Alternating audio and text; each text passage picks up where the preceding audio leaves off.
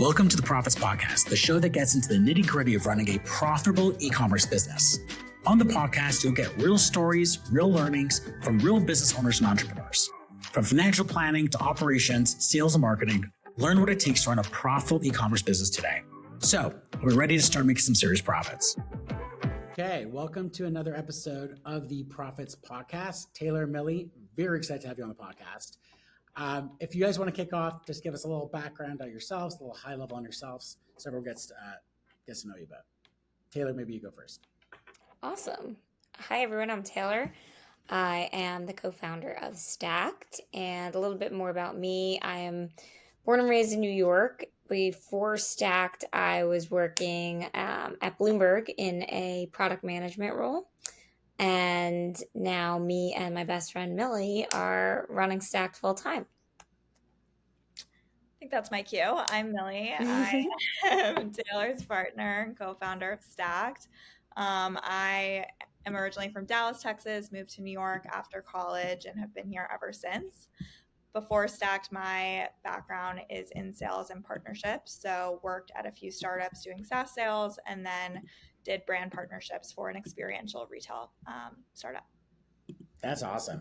And I know every entrepreneur has a different path, different journey, but most businesses have like why we started it. And I'm curious, does Stakt have the same? Do you guys have a reason or an inspiration where Stakt came from? Yeah, I can kind of give you our backstory. It was during the pandemic. So in 2020, Taylor and I were working out a lot more at home, as a lot of people were. And we realized we were using yoga mats for our workouts, but we were doing so much more than yoga, Pilates, sculpt, HIIT, all these classes. And we needed more support and versatility than what our yoga mats were providing. So we wanted something that, was better for these workouts we were doing. So we created our hero product, which is the Stakt Mat. And I can provide more info on what that looks like. And is that, so let's say if you look at a regular yoga mat versus your hero product, is it designed differently? Could you give us a little more on that? Yeah, so the Stakt Mat is first of its kind. So it's twice as thick as a standard yoga mat. It folds section by section for added support and then can transform into a block to really act as a second piece of equipment. So most yoga mats on the market, they roll up. And we wanted to create something that was functionally different. So it folds instead of rolls and then provides that extra support and also can transform to really enhance or modify your workout. So I think, I believe this is the case, but I believe most great businesses start when you're solving your own problem. So you guys had a problem, saw an opportunity, like it's got to be a better way to do this, and built your hero product on that thesis. Yeah. So I guess, which kind of goes into, I think I think we heard of you, or definitely where people may have heard of you is Shark Tank. And I'd love to get, and Taylor, maybe give us from your perspective, people always ask, is Shark Tank worth it? Either from a marketing perspective, a money perspective. Now that you've been through it, would love to hear your thoughts on was Shark Tank worth it, and maybe some guidance of other companies that might be thinking about doing something like that. Yeah, for us, Shark Tank was definitely worth it. I think that depending on like where a business is at in its life cycle and how much willingness they have to put themselves in like the public domain, everything from sharing your numbers, sharing your margins, all of that on live TV, or not live TV, but on television is really some of the key factors. For us, we were only selling Stakt for 6 months when we filmed for Shark Tank. So it was a no-brainer in the sense that it was just an early jumping off point and platform. We were, and we still are, entirely bootstrapped and owned by Millie and I 100% outright. So we didn't have other investors or people in the mix to consider when going on Shark Tank. And then in terms of like the public domain, it was just like for us, it was almost the best free marketing opportunity ever. Like we had 3 million eyes on the product and the episode at once. so many people came to our website, so many purchases, and then it was just a jumping off point for us. But I think there are some considerations. I don't think it's for everyone at every stage in their business. So let me ask you this. I know there's brands that we work with that use Kickstarter, which is maybe even behind where you guys got started. But I know a very typical problem with this is honestly success. So they could, we have one brand actually based in Israel. They released this jacket and it was way more successful. It was like a hiking jacket. And they were way more successful than they ever thought they would have been, which all of a sudden their factory's like 1 second. There's a limit to how much we can make. Yeah. And they were almost like so unprepared for the volume. I guess in your case, it was a little bit different because it's not pre-production, it's a bit post-production. But did you guys, was the success almost painful? And would you, with your learnings, do it any differently this time around? Maybe Millie, you want to give your perspective on this? I'd say, from the beginning, just to like kind of backtrack, like we really slowly moved with everything for Stakt. We started with a small amount of inventory, and then kind of relaunched in March of 2022 because we had sold out of that inventory. So I think like I wouldn't say we were the best at like inventory projections. And with Shark Tank, we kind of knew that we would hopefully sell out of the inventory that we had. But for us, it was a great way to get pre-orders, and we kind of just looked at it as a way for us to get in front of new people, capture new customers, capture, for retargeting, even if they didn't purchase now. So for us, it was a win-win. Tay, I don't know if you have anything to add to it there. Yeah, the only thing I would add is I think we launched on October 7th of 2022, and we had sold out of all our inventory by like December 15th or something. So we captured a lot of Black Friday and like that early, not even early, like prime holiday ordering time frame. But December 15th onward, so last minute Christmas gifts, January, which is like new fitness goals, etc. We were either out of stock or very low on inventory until we restocked. So there was definitely downfalls from the like lack of prep. But that being said, to Millie's point, like everything we were doing was super slow and almost like uninformed and naive. So it was okay for us at the time. We would never have like over leveraged and ordered too much inventory or do anything like to the opposite extreme. So we were happy with how it went. And then from then on out, we've been way better at like planning ahead, managing inventory. And it's June right now. We just are working on our holiday stuff. So that's not something we would have done a year ago. It's really our first time planning ahead. It's funny. I really believe this, that being naive as an early founder is like our strength. If like we knew everything, we probably wouldn't start it, right? Like if you knew how chaotic it would be, but you start it, it's chaos, you learn, you optimize, you grow. Yeah. We always say it's always about those calculated risks, and like obviously you have to make that jump at some point to actually do it, but it's just calculating that you're not just making a silly risk. It has some merit to it. I was actually on another podcast recently, someone else's podcast. It's all about getting started. And he's like, most people can't even get started. Like most people, like forget about calculators. It could be guaranteed. Just starting is so hard for people. So I think, to your credits and all the founders' credits, just getting started is the hardest, and then calculated risk, and then optimize. Yeah. But there was another good conversation I was having with another brand owner recently, and it's like in the early days of a brand, there's so much feedback loop, right? There's so much like, oh, you did this quality or this color, but customers don't like that quality, so you got to go back to the table and redraw it and redo it. And she was asking me like, do you think I should go to China for optimizing cost immediately because it is a price-sensitive product she's trying to release? Or because there's so much to learn, do you think it's beneficial to find a factory locally, honestly pay more? Like don't make the margins you're gunning for, but your feedback loops are fast, your turnaround time is fast, you'll have a limit in production, you have a limit in quality, but there's like a speed aspect to it. And I was curious, like, because you guys pretty much did this, right? You launched it, you optimized, you have new colors, new products. Would you have preferred speed in the learning early days, or are you happy that you went to the factories in the early days, got your best cost, and then even though it's long lead times, but learned from a great costing foundation? I think that's a really interesting question. I would still choose the path we went, which was Hmm. going overseas and finding the factories.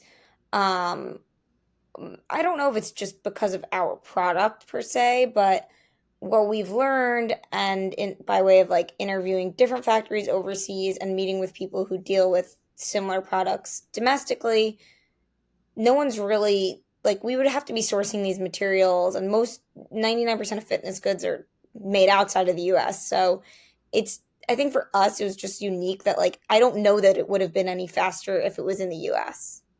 So it's not like we would have solved for that. But if taking like our product out of it, if I was creating something that could very easily be made in the US and very easily be made in China, and in the US example, I could learn the feedback loop, it'll move a lot faster. Like, I see the benefit to that. But I also think that you can't design for every piece of feedback. You kind of like with us, we've just had to use our gut on the product. And we have a new product coming this summer, and we've gotten some feedback. We've had it in the hands of a handful of like fitness instructors and, Mm. close confidants and ourselves. But we're not like we're producing this product to take us through the holidays. We're not just gonna, you know, build and optimize for every piece of feedback we get. That'll be kind of like a Gen 2 of the product. So it, yeah, I don't know that we have like the right answer for that because No, I we're think, just yeah, releasing second products and even second generations of our first product now. So yeah, I think that the feedback of listening to everyone's feedback is so on target. Like Yeah, everyone has an opinion. Everyone mhm, thinks theirs is perfect, but listening to your gut is like key to go to market, or else you'll be busy forever. You'll never get exactly. out. And yeah, everyone has their own opinion. And obviously, it's important to, if you are hearing those opinions over and over and over again, to be listening to them. And I think Taylor and I do a good job of that, of not being one too stubborn in how we're running the business itself. Like, we're always looking for feedback and like networking with people to learn more, but also from, the product standpoint of, okay, if you're hearing something multiple times, like there's probably a reason for it. Yeah, enough data points, then you make action. Otherwise, it's put it in Yeah. the noise bucket. And I think what you guys built is incredible, and especially the fact that you bootstrapped, right? Like most brands cannot say that, right? Most brands cannot bootstrap for as long as you guys have. And I would imagine a part of that is being really smart at cost. Is there anything that you guys could give advice on when you're producing your product to help with reduction of cost? I don't know, from a factory side to finding multiple factories, raw materials, anything you guys could talk to help um, companies when they think about that. yeah, I guess my first piece of advice is like everything is negotiable. So Hmm. there's always, whatever price you're getting from your factory or sourcing agent first, you could probably wiggle down. The other thing that we sort of learned the hard way, our first factory was actually a trading company. So there are trading companies that present themselves as factories and then they work with factories. So that's another person in the mix that's making a spread or Yeah. a margin on your production costs. So the best way possible probably to avoid that is doing research on like the address you're given for banking, understanding Hmm. if it's really a factory. Obviously paying a visit to those factories would help. And then more recently we've been working with a very trustworthy sourcing agent. They're US based, but they have an office in China, and they've been at this for many years, and they're kind of like our eyes and ears on the ground. So they of course don't go to trading companies, they go directly to our factories. So that's been very helpful, and they've been, even though we pay a premium likely to pay Hmm. them, it's worth it in the end for where we're saving. And then the other way I think we can save, or people can save, um, when producing products is buying raw materials in advance. Hmm. So with our, even with like our boxes and our packaging, A container for us includes about 4,000 mats, but we order our boxes for like 3 containers at a time because that helps with the packaging vendor. And then that's spread out for the next 3 containers. So I think there's all sorts of ways that people do save money, but my advice would be negotiate, make sure you're not working with a trading company and work directly with factories, and then buy in advance, buy raw materials in advance. That's awesome. And I think the fact that everything's negotiable is a muscle that needs to be learned. You don't know that. Like, Yeah, people aren't used to that. definitely. Like, what do you mean you Yeah. can reduce it from the first offer? Yeah. So That's so interesting. Um, from a distribution strategy, Millie, what are your thoughts? Do you guys focus on DTC? Because you actually work on brand partnerships, right? That's where you came from. Do you yeah. have a partnership play to your distribution, to your sales? I'd love to talk to like how you think of DTC versus other channels. Yeah, so when we first launched Stakt, our entire strategy was D2C. Again, I think that was like we had no idea. We had never built or started a business before. So it was like, oh, you make a website and this is what you do. Yeah. But so from the get-go is D2C. Our first full year, we actually did no paid marketing or anything. It was fully like word of mouth and grassroots efforts. And sorry about my dog. But yeah, so first year fully D2C, and then we slowly started diversifying our channels. Last year, I think we were about 80% D2C, 20% split between Amazon and B2B wholesale. And this year, we're diversifying and even more. We have a larger component in Amazon, and our B2B efforts have gotten a lot bigger. And when I say B2B, it's really selling to hotels, studios, gyms, really trying to be where our consumer is, and trying, if they're discovering Stakt in their Pilates class and then they're able to then purchase Stakt D2C, it's kind of this effect that allows us to really feel like we're everywhere. And then we're continuing, marketplaces have become a big part for us as well, just trying to be on other websites and other places we can be. And retail is starting to get into that conversation too. So I think it's all about time and place and what makes sense for each business. But as we grow, diversifying our channels is super important for us. Yeah, I keep hearing that wholesale is such a like you can't do it day one, but only because you did the work of DDC, you did the work of partnerships, then you have a good story for wholesale, which is a very nice part of the business for less marketing, more relationship based, and hopefully that does well and keeps growing on its own. Exactly. And when you think of for the expansion of Stakt as a brand, is it more distribution? Is it countries? Is it more products? What's a high level future Stakt look like over the coming years? Yeah, for us, especially, I mean, I can tell you right now, like right now, we're our full focus is growing from Stakt the mat to Stakt the brand. So Oh, we have nice. new products launching this summer, as well as, like I said, diversifying those channels. We're very focused on U.S. and Canada right now. Not to say that'll change, but I'd say, just really trying to get interjected with our consumer here, and then grow from there. That's awesome. So Stakt the lifestyle brand versus Stakt a specific mat. Yeah. That's Yeah, awesome. we think like our mat will always be foundational, like the hero product, but our line extensions and new products that are coming will hopefully target new consumers, but also just like further create a connection with our demographic and community and consumers. So that's the plan. Love it. All right, last question for a wrap up. I try to ask everyone this question. I guess we'll go to both of you, Taylor and Millie. If you went back in time, what advice would you give yourself when you were starting the business? That's a great question. You're gonna have to edit my thinking about this for the next 10 seconds.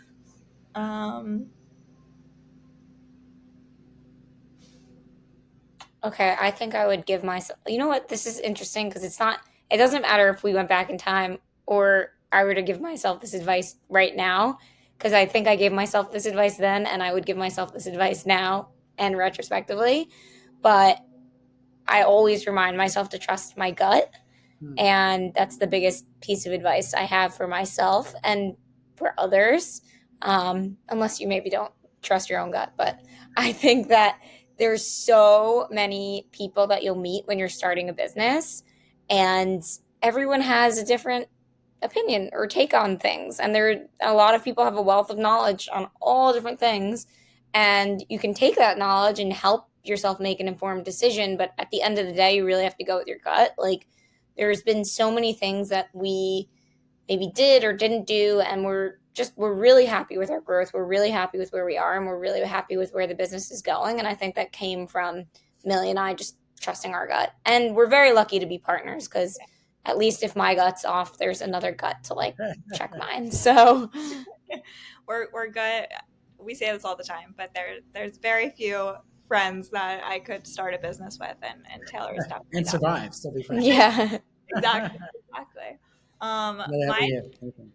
My advice, I give this a lot for what my advice to others is, but I think it's something that I can always be doing more too, is just celebrating the small wins. I think it's so easy to, especially when you're starting, to think of this big picture and everything feeling so far away, but it's those small steps that help you get there. So celebrating the little things, because, you know, they might not seem so little in the moment, but as you grow, it helps you get to that final point.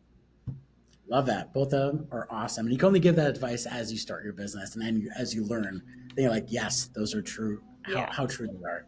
Yeah. Awesome. Taylor, Millie, thank you so much for joining the podcast. You guys have an awesome story, and I'm very excited to see as Stakt continues to grow. Thanks so much for joining the podcast. Thanks, Izzy. Thanks for listening to this week's episode of the Profits Podcast. To find out more about our guests, be sure to check the links in the show notes. Looking forward to the next one.